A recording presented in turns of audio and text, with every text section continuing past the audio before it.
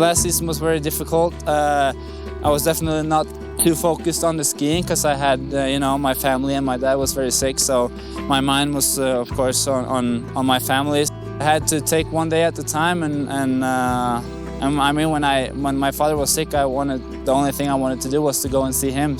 My father always wanted me to continue doing what I do and what I love, so it was very natural for me to keep skiing. And it's hard to imagine being in the position, but when you're in the position and you have a sick father, you just have to accept it, and there's not too much to do about it.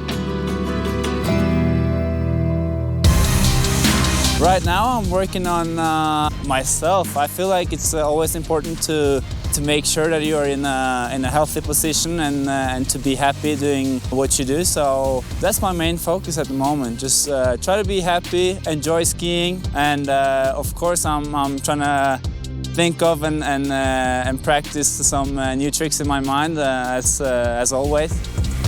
The first thing I do is I always use my mind, so visualizing is a big part of how I develop my skiing and my tricks. So I usually just imaginate the tricks in my mind, and I practice them over and over.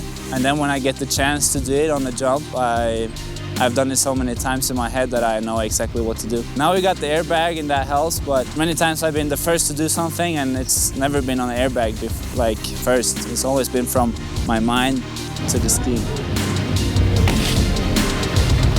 It's a secret. No, I mean, I'm working on some big tricks, definitely some pushing the sport and spinning, and which is a good thing and also a bad thing. But I'm also trying to come up with more creative stuff, more like a double cork 360, for example, which would be crazy. The sport has to stop somewhere. I feel like I can see where the big tricks will stop. So I'm trying to focus on both pushing it to where it stopped and also pushing it to new, I don't know, spinning left and right in the same jump.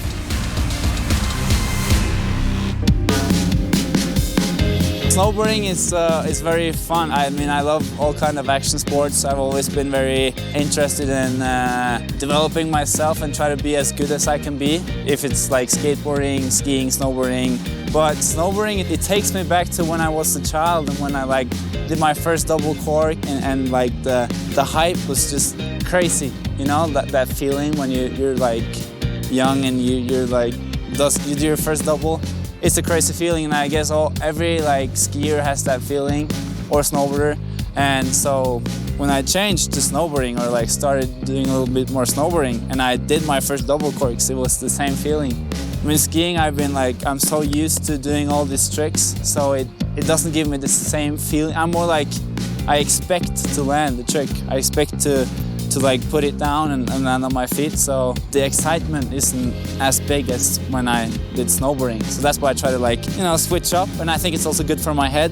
If I started snowboarding today, I think I would have a good chance of becoming pretty good, at least.